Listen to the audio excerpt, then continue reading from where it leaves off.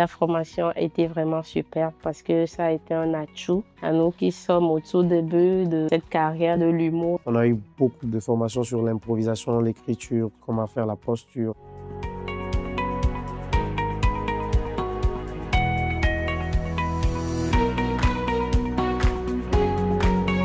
On les a d'abord initiés au stand-up, qui est une forme d'humour qui est basée sur l'écriture, avec des codes, des ficelles, leur permettant dorénavant d'écrire leurs textes. Pour eux, peut-être, c'est d'avoir des idées dans la tête, des histoires dans la tête, venir sur scène, improviser peut-être, raconter ces histoires.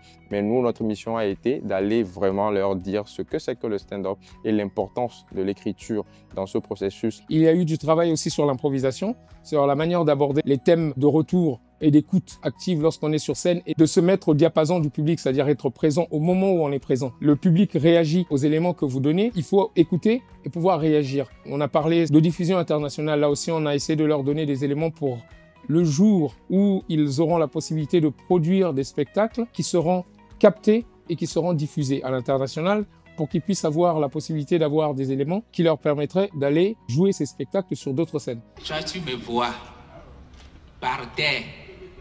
Je écris, bébé homme là. Je écris. Au lot du bas quoi. Ah à mon bébé moi oui c'est vrai. Quand j'étais petit, un joli cabri. Ma maman me disait quand je vais grandir, je serai beau. Et bon je le suis.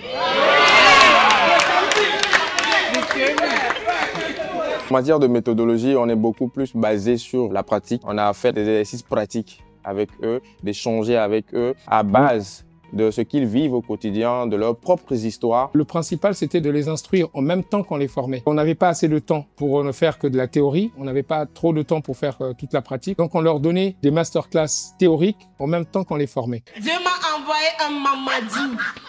Et quand je lui ai annoncé ma grossesse, il était heureux qu'il m'a parlé en anglais. Shit, man. Me, I don't want this baby now. Motherfucker. Durant cette formation, j'ai noté l'entrée sur scène, l'écoute active, l'interaction, c'est-à-dire quand tu es sur scène, tu suis le public et ce qu'il te donne, tu reçois et tu redonnes. J'ai appris plusieurs choses comme il ne fallait pas faire des gestes inutiles. On appelle ça chez nous des gestes parasites parce que quand tu le fais sur scène, les gens ont tendance à ne plus t'écouter et à regarder tes gestes. Et aussi l'émotion. Chaque fois que tu veux faire une phrase, il faut que l'émotion accompagne pour que le truc soit vraiment vivant. Moi, la dernière fois, j'ai fait l'erreur d'aller au marché d'assis. Dès que je suis rentré en même temps, tu dis hey, oui, va contre moi, t'es là. Non, d'appeler, tiens, va. Et par plus respect, tu y vas. Et tu dis, bon, et à 200, et à 300. Voilà, il y a un matin, on a 450 francs. Et tu dis, non, aujourd'hui, j'ai pas envie d'acheter. On a même d'appeler, on va. On a été vraiment surpris parce que c'est vrai qu'ils n'étaient pas habitués à cette forme-là d'humour, mais c'est des gens qui étaient motivés. Et aujourd'hui, c'est avec fierté qu'on a essayé de les voir sur scène, de voir ce qu'ils ont produit. Et la prochaine fois, ça fait plus peur parce que le public a envie de voir un truc hyper plus bien. Donc, grâce à ce que j'ai appris ici, je pense que je suis prêt à refaire mon autre spectacle et vraiment à utiliser ce que j'ai appris là. Prenons le mot sexy.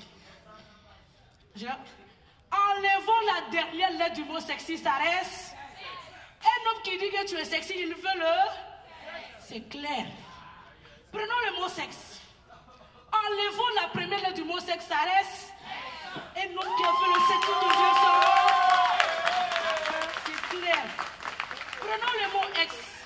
Enlevons la première lettre du mot ex, ça reste. Et en mathématiques, on nous a dit que X est un co. Il a engrossé, il est parti. Nous remercions Togo Créatif qui a été un acteur majeur dans ce projet, qui a soutenu ce projet, qui a financé ce projet afin que nous puissions aller dans ces différentes villes-là et avoir aujourd'hui cette pépinière qui nous permettront d'assurer la relève et de permettre à ce qu'on puisse avoir vraiment un vivier local d'humoristes togolais.